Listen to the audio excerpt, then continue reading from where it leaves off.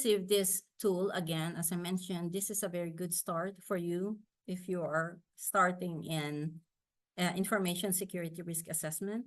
If you are knowledgeable or you are aware, or if you know how to do some pivot or some formula, then by all means, you can modify this. This is all yours. Feel free to modify it. But this, again, is already a starting point for you.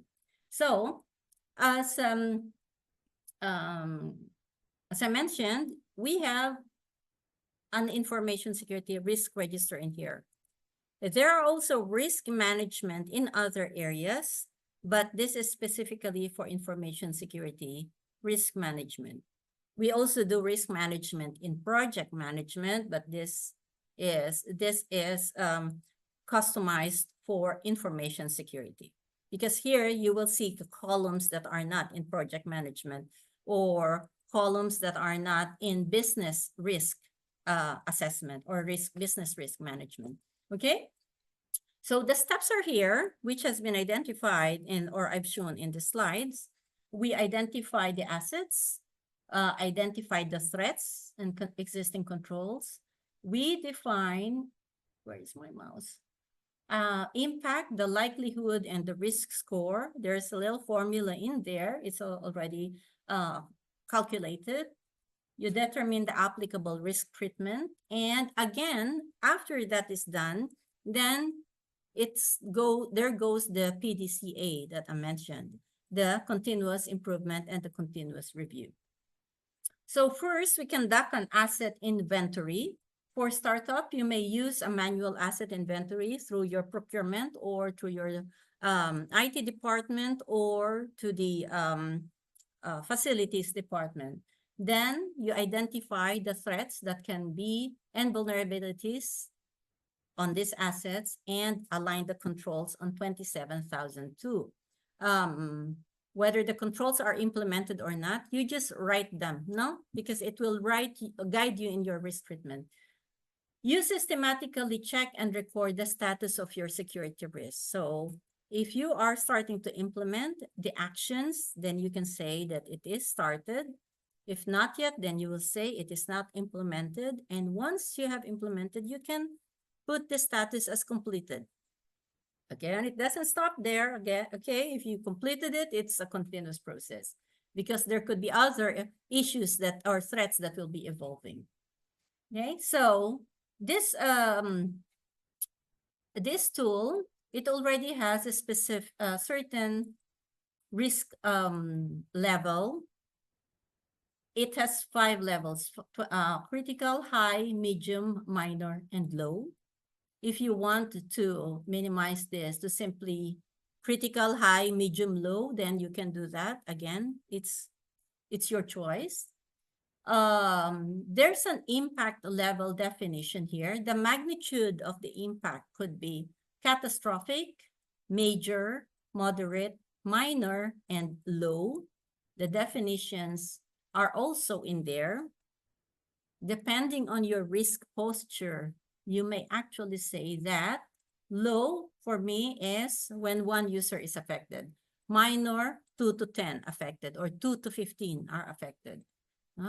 Again, up to you. Your organizational posture, your risk appetite, it will dictate how you define your impact level and risk level. So here, magnitude of impact and the incident of likelihood, if you assess them by 1 to 5 here, 1 to 5 here, and your likelihood, it will give a risk level. Hang on to that. We'll show how it goes in the next slide. Likelihood, you have highly unlikely, rare, moderate, likely, and almost certain. So likelihood means almost certain. It can certain to occur. No possibility of avoiding. The risk has become an issue. Likely, it means more likely not to occur, etc. And a highly unlikely chance of occurring. Some definitions here that can help you as well: likely, proximity, risk, custodian, honor, risk response, scoring, threat, and vulnerability. All here to help you with some definition. If you're starting, this could be fine, but as you mature in your implementation of the information security or risk assessment, then you can add your other terms and the definition. This is to make sure that you are communicating, let's say, to your leadership or to your management, what do the specific terms mean when you are presenting to them. Okay, some keywords. I added some keywords in here which may be useful for you. You have information systems component. You have some systems type here, transaction or management system, decision support system, knowledge management system, ERP, business intelligence. Okay, again, whatever is applicable for you in your organization, you can just remove the others. Asset types, it can be physical asset, can be, see here, physical files, mobile devices, application server, workstation, or laptop. They can be software assets, data assets, your data, your backup, archive, customer data, employee data, etc. Human assets, whatever. Intangible assets, the knowledge, reputational brand, or value. We will be able to use that later in the risk register. Other external assets, your partner network, supply chain dependencies. Process and procedural assets, these are your business continuity plan, disaster recovery plan, your policies and procedures.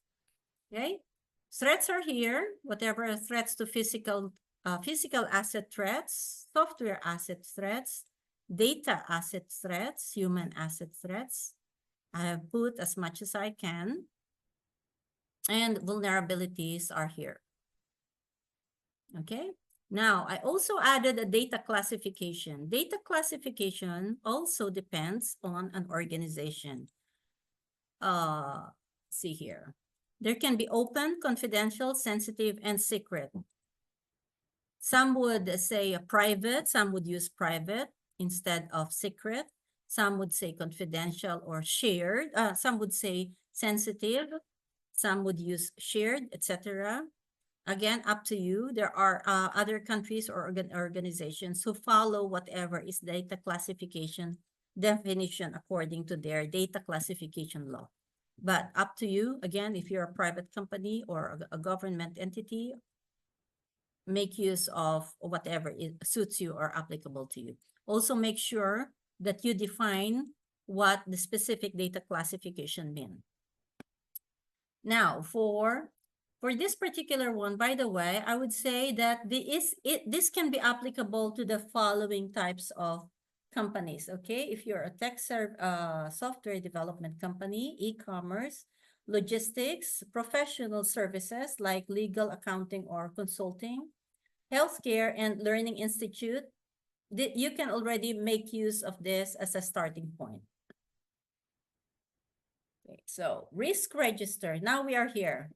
First, we said that we will identify the assets. So here we put how many? 19 assets. We have identified 19 assets. Let's say platform as a service. You have a development environment, IT infrastructure, document management, a laptop, a workstation, email, job descriptions. These are documents, biometric system. Also, there is the asset type. Let me just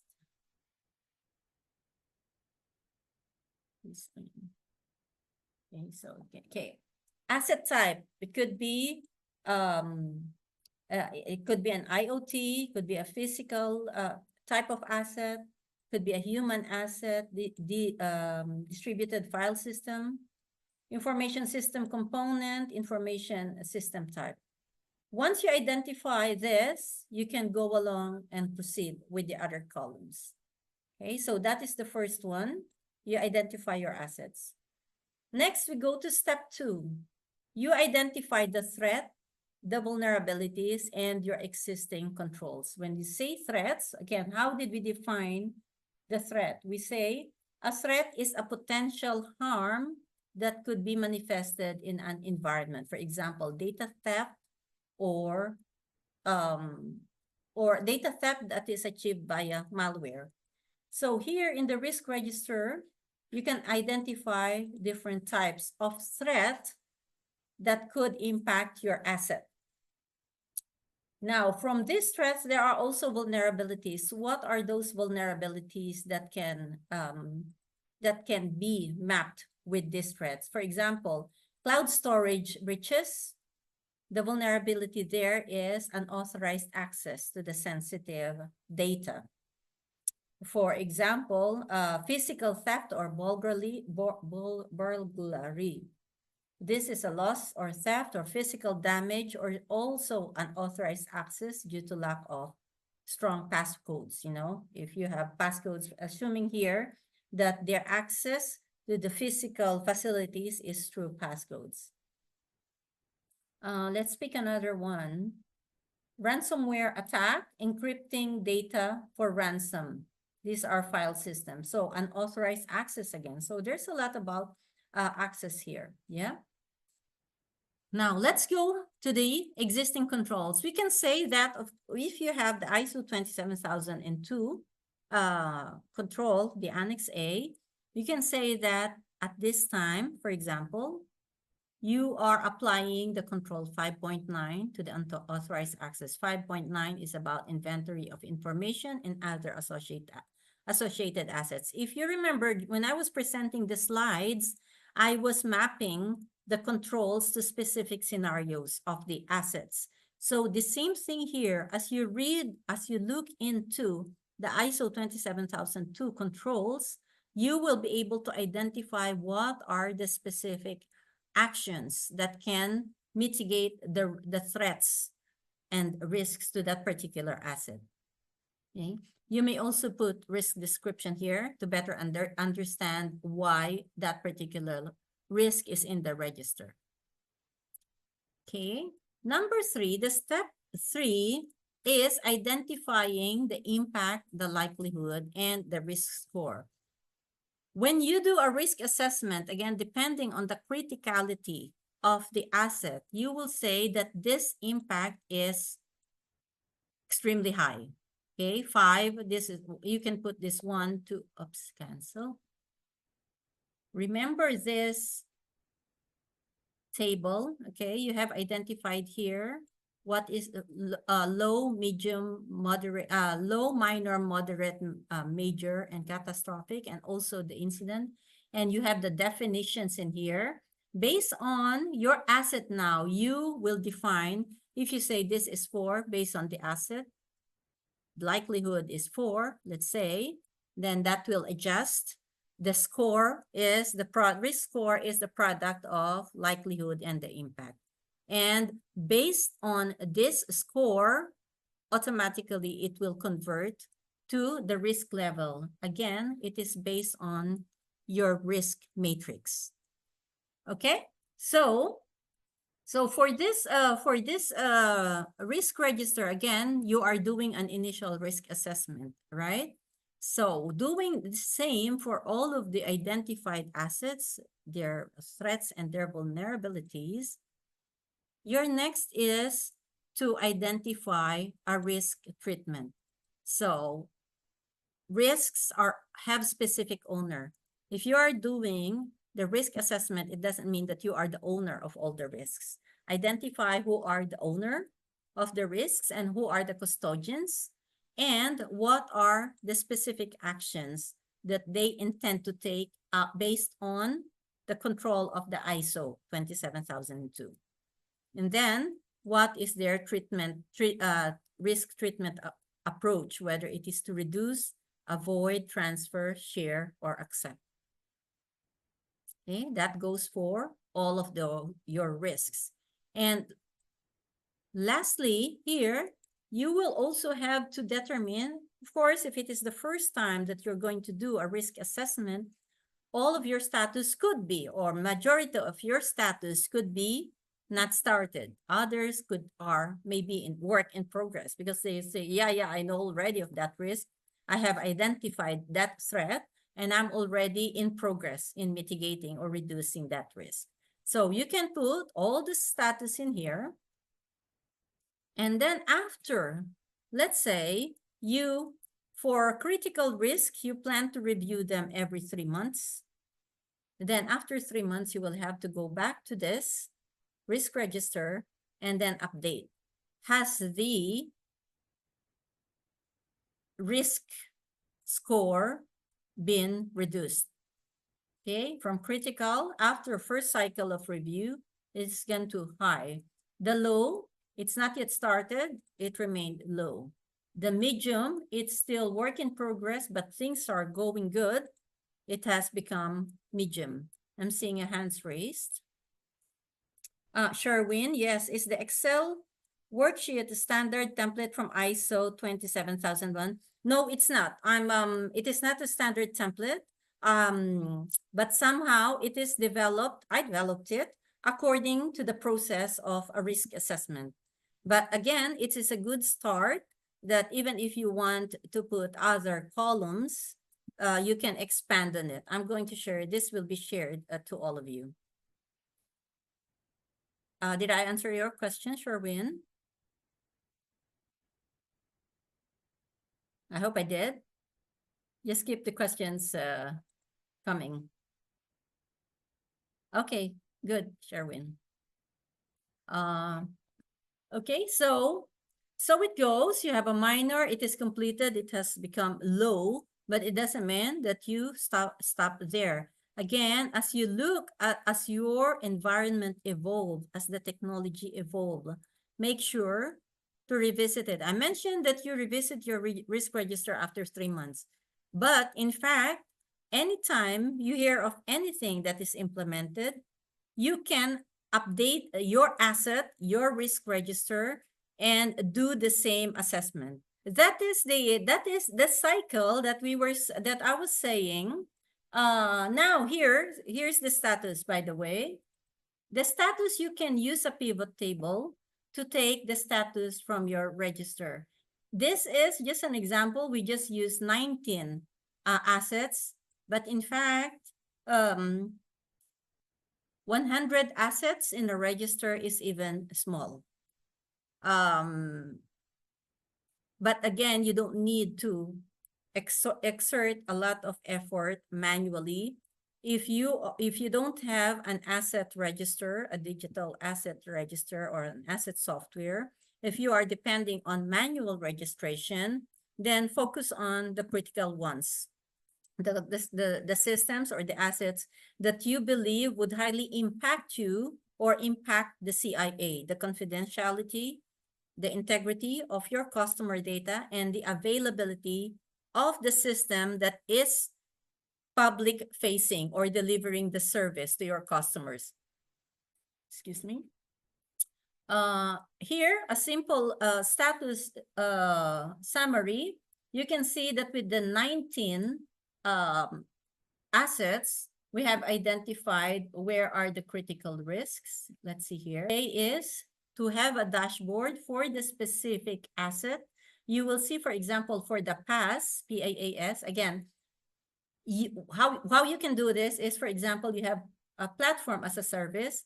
Don't identify only one. Look at the threats that can impact the access, the threats that can impact the availability, the threats that can impact the integrity, the threats that can be impacted by unupdated patches, the threats that can be impacted by resigning employees, the human factor of it, new employees, etc. So it means for a single asset, I can list maybe up to 20 or more threats. Okay, there's a question. In defining the scope, is there a list of mandatory controls required for certification? All the controls are required, and if you would like to exempt any of the controls, you have to justify why it is not applicable, or NA. You say that this control is not applicable because etc., etc. The auditor may also challenge you if they find that based on the organizational structure or the industry where you're in, they may say that it is actually applicable. Okay, and you have to. It's not about bargaining. It's about understanding why it is required to be implemented. Okay, in case in the future that any incidents happen because of not implementing that control, um, that I'm not even sure whether they will accept it if they find that it is accepted if they find that it is applicable and you say it is not applicable. That is correct, Anthony. It is SOA, Statement of Applicability. So the scope and the controls are also aligned in that. When you say scope, Statement of Applicability, and you say that based on this SOA, these controls are not applicable, then you have to justify why. Auditors will always challenge you, not just for the sake of challenging, but it's for the sake of security. Okay, you have to convince, and it is a discussion as well with the auditors. There are some that were really with proper justification, and they really find it not applicable. Then by all means, then it's not applicable. But as far as auditors are concerned, they will just challenge you, no? Again, it's not for the sake of arguing. It's for security. That's their role. They are there to help you. Okay. So again, I was mentioning that for certain assets, specific assets, there can be multiple types of threats and vulnerabilities. So up to this what do you call this graphs that you are seeing right now, in a real full let's say full blown risk register, you will see a lot of bars in almost all of them. Okay. Now we were saying that this can be very detailed for the management. When you are presenting to your management or to your board, talk in a way that they will understand it. Don't tell them, do not show them this. You will say that there is a social engineer, the vulnerability is a social engineering attack, poor password, etc. They don't go into the detail, but rather they will look at the critical ones. So if I will wear the hat of, let's say, the board or the management, what I would be concerned is a simple dashboard as this. We have total number of risks. There are there are 3 criticals. There we have a lot of medium. And then the risk responses, 7 have not started, 6 have completed, etc. As the management, I will say, okay, I'd like to see what are those critical risks. And it's up for me now to say that, oh, they are really critical. Let's prioritize this. What do you need from me? That is the management support that we need. Okay, what do you need from me? Okay, in fact, I can even ask let's say the management, I can even ask, what is the proximity of this risk? When we say proximity, is it very close to happen? You can say, yes, because we have implemented the system, we have implemented the AI system, and we need to implement this at the soonest. Or you can say that, not yet. We heard that the development team is still in progress, and they will deploy that system in 6 months, but we will have to Then let's prepare in 6 months. Okay, you get it? I hope I explained it well. Okay, so you can prepare your management report in a higher level. This is for you as risk what is called this risk assessor, or someone responsible for the risk assessment, because it is a continuous process. Again, open your radar, no?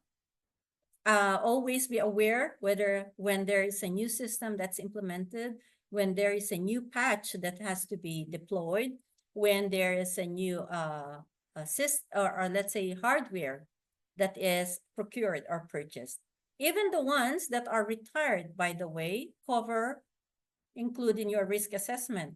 Perhaps I can ask, put in the chat, why is a retired server prone to risk, and what is the threat to a retired server? Can anyone put on the chat? It's oftentimes about building risk. Yes, yes, you're correct, Anthony. Risk assessment result is oftentimes a valuable justification for budget approval. As you have seen here, when let's say the CEO sees this, I need to know what is this critical, and then how soon can it happen. And again, I will hear that will happen in the next 6 months once we deploy this. Then I have the time to resolve the issue, to address the risk before it can happen. I can approve the budget. Or let's say the other way around, not budget approval, budget rejection. I can say that, oh yeah, it can happen in 6 months, but what is the impact on our data? Not so, because it will not hold any database. It will not be linked to this and that and that. Then I can put this as a medium priority. I would say that, okay, continuously monitor that risk. Let's talk about it in the next year's budget. How about that, no? It could be that one, there are data, there are any information, anything that can be compromised. Okay, Anthony, the impact of its function if the asset is retired, disposal process, yes. The disposal process, the archiving method, have you taken all the data and the information and transferred it to a proper accessible backup and retrievable media or device? Also, how do you dispose it? What is the disposal process? Old school, but I know 10 years back, we can we request the disposed computers, hard disk, okay, the hard disk to be crushed by tractor. It has to be crushed. Others would say demagnetize it, and there are some companies who are offering a cleaning up of the data from a retired server. Okay, so I have to put it in my risk register to make sure that none of the data, important or not, there's always a way to compromise an information and make use of it for malicious purposes. Okay. Yep. I think that's the end of our presentation.